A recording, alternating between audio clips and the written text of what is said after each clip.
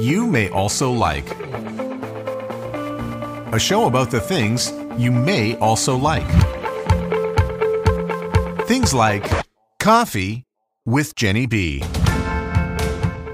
Coffee. It means a lot of things to a lot of people. It might be the first drink of the day. It can be enjoyed alone or socially. It can be cheap or pricey. Colombian or Costa Rican. Starbucks or Tim Hortons. Espresso or cappuccino. But let me introduce you to the person who loves coffee so much, she does a podcast about it. Genny B is an entrepreneur and teacher from Winnipeg who hosts the Coffee with Genny B podcast, and she loves making this show. I can't even describe it in words. It just makes me feel happy. It fills me full of joy. It almost gives me a purpose, if you will. And it's not just that first cup of coffee in the morning, although that's really important, but it's just this sense of something to look forward to. You know, whether it's having coffee with a friend, if I'm out and about and doing some shopping or whatever, it's almost like I'm gravitating towards the closest coffee shop. And sometimes I will actually get a coffee, and sometimes I just want to check it out because I'm always interested in new coffee shops or trying new coffee shops, you know, and discovering new coffee roasters. And it's like being on a journey, you know, a coffee journey, so to speak. So yeah, that's probably it in a nutshell.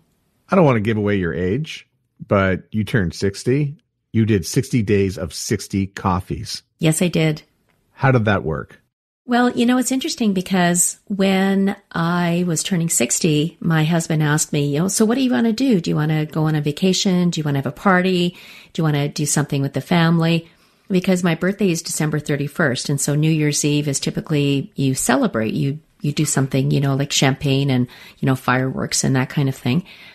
And I said, you know, I'm not really sure, you know, let me think about that. And that was actually in the fall when we were talking about it. And then for whatever reason, this idea popped in my head, and I don't know where it came from, but it's like, why don't I do 60 days of 60 coffees? And then I started researching because that's what I do. I started looking to see, okay, do we have 60 coffee shops in Winnipeg? Because I wanted to make sure that I, you know, didn't run out and, you know, no offense to the food chains, but, you know, I didn't want to do Tim Hortons or McDonald's or anything like that. It needed to be an actual coffee shop. And so then I started doing some research and I discovered that, yes, indeed, we had at least 60 coffee shops. And so I started, you know, mapping it out in terms of, you know, where I was going to go and what days and so on. And then when you're doing something like this, because of course, you know, I didn't know what I was doing and I was just winging it at first. And of course, my first visit was Starbucks because, you know, I'm a Starbucks gal through and through. And I used to work as a barista at Starbucks for 4 years, believe it or not. And so Starbucks was my first. And then the second day I did second cup. It's like, okay, Starbucks second cup, get them out of the way. And when I started looking at my posts on Instagram, because I didn't do it on my Coffee with Genny B Instagram account, because of course that didn't exist at that time. So I did it on my personal Instagram account. And when I look back at the first couple of posts, I didn't really include a lot of information. But then as I continued on my journey, I found I was adding more and more information. So I was talking about the coffee I was drinking, where it was coming from, perhaps information about the coffee shop itself, you know, some of the background, maybe talking to the owners and learning more about the coffee shop itself. So in other words, I was promoting the coffee shop. So if there was a coffee cup that had their logo, I would try to include it in the photo. And wherever I could, I would take a photo with the barista, the owner, whoever was in the coffee shop, and even questions about the coffee that they were featuring in the coffee shop, you know, finding out, so why did you choose this coffee versus that coffee? And so learning some of that story. And I really enjoyed the experience, like learning about the education about the coffee, learning more about that it's not just coffee, you know, finding out the reasons why they started a coffee shop in the first place. And that coffee journey inspired something in me. It awoke this desire that I wanted to do something more with it. And that's how Coffee with Genny B was created in January 2020. Do you find it curious that neither one of us is drinking a coffee right now? I do actually find that curious because normally I would have a cup of coffee beside me. Same with me, but, I broke past 11 o'clock and I thought to myself, I just don't need a fourth cup this morning. It's about, I guess, limits in a sense, because typically I would only have 2 cups first thing in the morning. And then if, of course, if I'm meeting somebody for coffee, it's like, well, I'm going to have a coffee. And I think I've always said there's no such thing as too much coffee, but no coffee right now. What did you learn by working at Starbucks, specifically about coffee? I learned about the different countries because the coffees they carried back then, they don't carry some of them anymore. So they had coffee from Kenya, they had coffee from Ethiopia. So learning about the countries that grew coffee beans or grew the coffee. So learning about the differences in the tasting notes. So for instance, the tasting notes in Ethiopian coffee, it's more of a citrus. It's bright, it's lively. So when you drink it, it's Ethiopian coffee to me is similar to Shiraz. So if you're a wine drinker, certain types of Shiraz have the bright notes. And so it's like the coffee or the wine is kind of dancing on your tongue in a sense, so it's hitting all of those notes. And then when you're looking at something from Kenya, for instance, the tasting notes are slightly different. So it's learning about the tasting notes, learning about where the coffee comes from, learning about the coffee belt, so to speak. And so what that is, it's the countries that are close to the equator. And so the regions are conducive to growing coffee because it's hot, first of all, hot and humid, and where it's the perfect atmosphere, if you will, or the perfect conditions for growing coffee. So learning about that, learning about the different blends, so learning that there are single origin. So single origin are beans from one country. And then when you're looking at a blend, let's say if I was creating a blend with coffee from Sumatra and I wanted to lighten it up, because to me, for all the coffees at Starbucks, there are only 2 that I will not drink. One is Sumatra. Their version of Sumatra tastes like dirt to me. And then the other one is French roast. And it's like, nope, I will not do that. Too smoky for me. But having said that, if I was going to, let's say, do a blend and I had a Sumatra, not from Starbucks, but let's say from another coffee roaster, and I wanted to brighten it up a little bit, I might add some Ethiopian beans in there. And so then that changes the complexity of the coffee. And so now you've got the darkness of the Sumatra, which still tastes like dirt-ish, but then you get the brightness of the Ethiopian coffee that kind of changes it. So it's like, okay, it's still dark, but it's not that dark. And so that's what I learned about the importance of coffee, that it's not just that cup of coffee, it's the farms that the coffee beans come from. And actually, Starbucks has their own farm in Costa Rica, which I found very interesting. How did we get to this with coffee where it's become this big sort of importation and export of beans? I mean, historically, what were the first coffee beans used for? Do we know? And if you don't know, you can say, I don't know, and we can move on to the next question. That's a good question. I don't know. I do know the story of how the coffee beans were actually discovered. So do tell that. Okay. So the story goes, and again, it's, the story, because I don't know if it's actual fact. It was a goat herder in, I want to say, Yemen. So Yemen and Ethiopia, I believe, were where coffee was first discovered. So it was a goat herder that noticed that some of his goats were just jumping around as if they were possessed, and they were jumping like crazy, and he couldn't understand why they were acting that way. And he noticed that they were eating these cherries, because coffee, actually, it's a cherry, it's not a bean. So they were eating these cherries, and while they were eating the cherries, they were going crazy. And so the goat herder took these cherries and didn't know what to do with them. And I think it happened by accident, which is where a lot of inventions happen. He put it in hot water, and that changed the complexity, or maybe he dropped them in fire and then they burned. You know what? I'm not 100% sure. But how that turned into coffee is that there were some monks that took the beans and somehow put it in hot water, and that started coffee. So, what's your favorite snack to go with coffee? What goes well with coffee that we can eat? Well, it depends on the type of coffee you drink. So when you go for, say, a wine tasting, there are certain foods that you pair with the wine. So for instance, if you had, let's say, spicy food, you might want to pair a sparkling wine from Germany, right? So it cuts a little bit that spiciness.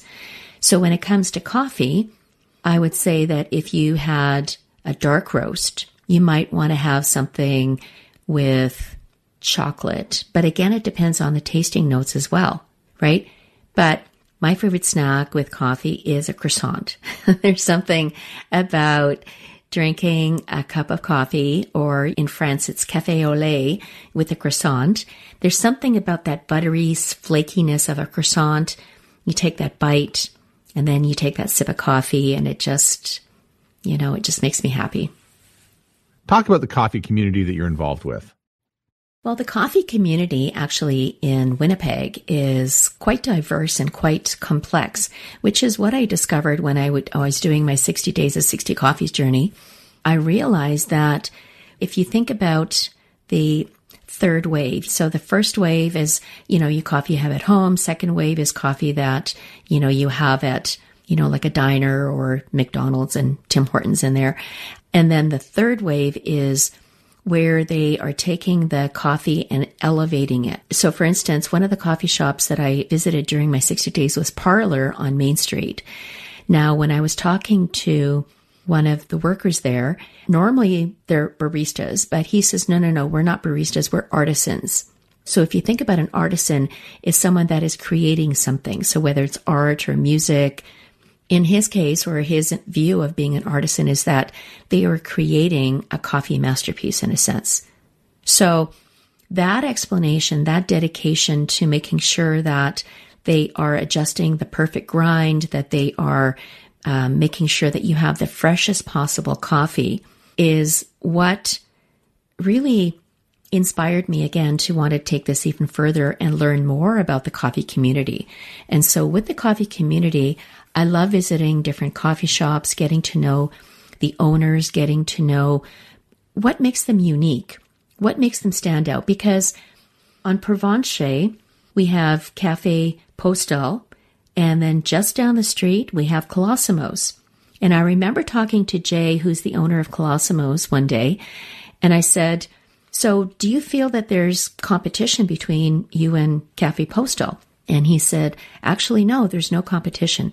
Yes, we are looking to attract customers to want to come to our coffee shop. But at the same time, what we offer is a little different than what they offer. And he even went one step further and said that he really loves how Café Postal makes their espresso drinks. So here's a coffee shop owner who also makes espresso drinks, saying that he believes that Café Postal makes the best, in his opinion. And so in his mind, there's no competition, which I thought, oh, that's absolutely wonderful, because when there's no competition, you can all work together. You can support each other. You can recommend, if somebody is looking for something in particular, and let's say Colosimo's doesn't have it or Café Postal doesn't, maybe they might recommend that you can go to a different cafe or a different coffee shop. And so I found that the community is very, not so much close-knit, but they all support each other. They all know each other. And it's learning more about that I can then recommend. So I get people asking me all the time, I'm going to somewhere in Winnipeg, I'm going to go to Transcona. What coffee shop would you recommend? And I can say, well, I would recommend da-da-da-da-da-da-da. Or I was going to try a dark roast. What do you recommend? So different questions, people wanting to know more about coffee. And because of my education, my exploration of the coffee community in Winnipeg and Manitoba, I can provide that information to them.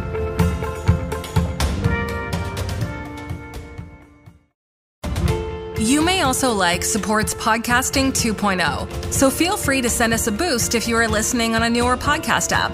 If you don't have one, you can see a full list of them at newpodcastapps.com. Tell me about some of the benefits of Toastmasters. You started doing it, I think, way back in 2009, and you've worked your way up. What can someone learn from joining Toastmasters? I actually credit Toastmasters for a lot of the successes in my life. So Toastmasters, for those that perhaps don't understand or don't know what it is Toastmasters International is a nonprofit organization with clubs in over 150 countries in the world. It helps you to learn how to be comfortable speaking, helps you to work on your public speaking skills, and also helps you develop leadership skills. So Toastmasters, first of all, gave me the confidence that when I was working in the nonprofit world, I was able to go on TV and radio and talk about what was going on in the various nonprofit organizations that I was working for. It allowed me the opportunity to start working as an instructor for the University of Winnipeg, PACE. So it's been 5 years now, going on 6, that I've been working as an instructor. And it also gave me the confidence to start this podcast. So, I mean, I could have done all of that, and it could have worked, maybe. It might have taken me a little bit longer. But the experience, the confidence, the knowledge that Toastmasters gave me helped me with all of that I've just mentioned right now. So Toastmasters is very important to me. You've got the ear of anybody who runs a coffee shop. Looking back from 2020 onward and the pandemic, what are some of the changes that have happened in and amongst the coffee community and coffee parlors where you live? Well, during the pandemic, a lot of businesses were shutting down for very good reasons because nobody was going out and everybody needed to be careful because of COVID. And what I found interesting is that there were actually some coffee shops that opened during the pandemic. There were coffee shops that obviously had to shut down for a few months, but then opened up again, of course, with safety protocols and procedures in place. If people couldn't visit coffee shops, there were deliveries. So coffee shops could deliver coffee beans to your location, to your business, to your home. And that's how I enjoyed coffee during the pandemic, is that I would support local coffee shops and they would deliver it. They would drop it off on my doorstep in a bag and let me know, okay, we've delivered the coffee for you. So I know the word pivot has been used so much in relation to our pandemic, but that's what people had to do, is they had to pivot. They had to figure out, okay, we can't shut down forever. We have to find a way of making this work. And so they were very inventive or Innovative, thank you. They were very innovative in finding out what could work, and they made it work. And as I said, coffee shops opened. Is there such a thing as a good cup of decaf coffee? Oh my goodness. Okay. I've actually, on my latest episode with Melanie from Sassy Bean Coffee, she was talking about one of her blends, which is Calmly Karen, which she says is a decaf. And I actually said to her, I've never met a decaf coffee that I like, because there's just something about, I don't know what it is. And people say, you're crazy. It's coffee, but I can tell when it's decaf, and it's like, nope, I'm not drinking it. I don't know why. It's just, maybe it's in my head. I don't know how to explain that. But I said to her, I would be willing to try Calmly Karen, and she's actually going to send me some to try. So I'll have to report back. But it's not to say, I know that Stone City Coffee Roasters, apparently Colleen was talking about their decaf. That is really good. I haven't tried it yet. So maybe I don't need to be as close-minded when it comes to decaf, and maybe do some taste testing, and maybe I will find my favorite decaf. Is there a time of the day when you have to stop drinking coffee because it might keep you up at night? I don't think so, because obviously I drink coffee in the morning. I can drink coffee in the afternoon. I've gone out for dinner in the evening and had coffee, and it hasn't affected my sleep. Not yet, anyway. You're a freak. I know. How has doing your podcast shaped your brand? Back to January 2020, when I wanted to go further with my coffee journey. And that's when I created my Coffee with Genny B account. So I got the website URL. I opened an Instagram account, Gmail account. It's like, okay, I'm ready to go. My plan was I was going to do a rural tour and visit all the coffee shops. And then, of course, the pandemic hit. And then I started thinking, okay, so what can I do with Coffee with Genny B? And I remember I had a coffee date with Linda, who's a coach. And we were just having coffee and we were just kind of chatting one day. And she said, what is it that you want to do? And I said, well, I want to do something with Coffee with Genny B. So we just started talking and she said, well, what do you want to do? And I said, well, I want to talk about it. And she says, well, what about a podcast? And I said, a podcast? I can't do a podcast. I don't know what to do. I no idea. And she said, well, I do one and I really enjoy it. And she kind of said, think about it. So I started thinking about it and I started making notes and, started talking about it. And I remember my girlfriend said to me one day, she said, well, you keep talking about it. So what's your plan? What are you going to do? And I said, well, I don't know. Well, you need a plan. And I remember one day I was at Staples and I was walking through the store and I was picking up something. And then I'm walking back and I walked past the shelf and there was a Blue Yeti microphone in a box sitting all by itself on the shelf. There was nothing else except that microphone. And I looked at it and I thought, no. And I walked to leave and then something made me go back and pick it up. So I bought it and it sat in the box for the rest of 2020. And then early 2021, I'm looking at this microphone and it's looking at me and I'm thinking to myself, okay, maybe I need to do something with this. And then I started thinking, well, what can I do? What can I do with Coffee with Genny B? Well, talk about coffee, but is that enough? Anyway, so long story short, now I was able to get it started. And initially I thought it was just going to be me talking about stuff, coffee related things and so on. And I actually, strangely enough, never thought that I would be interviewing anyone until I actually did. And then I discovered how much I loved interviewing people. Again, it's conversations over coffee. I had someone ask me one day, so what are you all about? What's your niche? Well, I don't really have a niche. It's anyone who loves coffee. And actually, you don't even have to love coffee to enjoy my podcast because I have a girlfriend who does not drink coffee, loves my podcast. But it's conversations. It's like if you and I went to a coffee shop and I had coffee and let's say you had your fourth cup of coffee and now you're having hot chocolate, for instance, we would have a conversation and we talk about things that we're talking about right now.